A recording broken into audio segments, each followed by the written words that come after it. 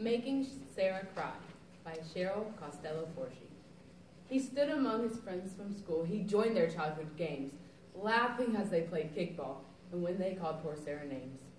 Sara was unlike the rest. She was slow and not as smart, and it would seem to all his friends she was born without a heart.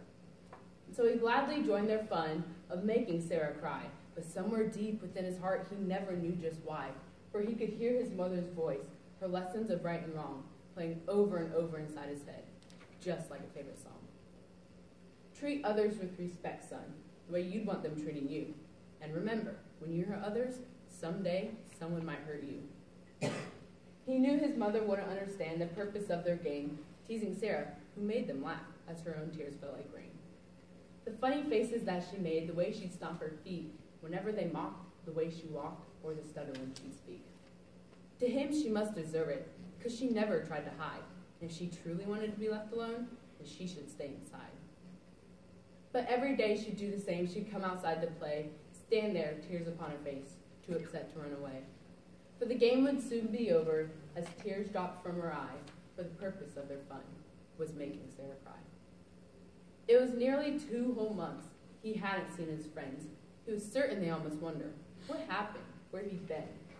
So he felt a little nervous as he limped his way to class. He hoped no one would notice. He prayed no one would ask about that awful day, the day his bike met with a car, leaving him with a dreadful limp and a jagged-looking scar.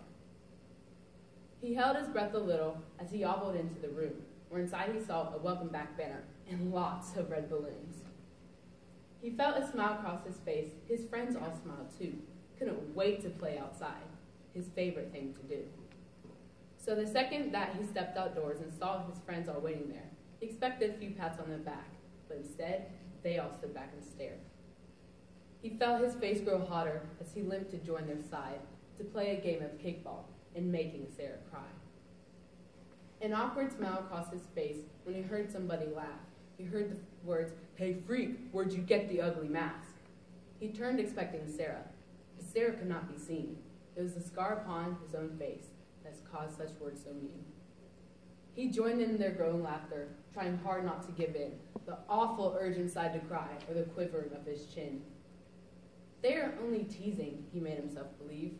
They are still my friends. They never think of hurting me.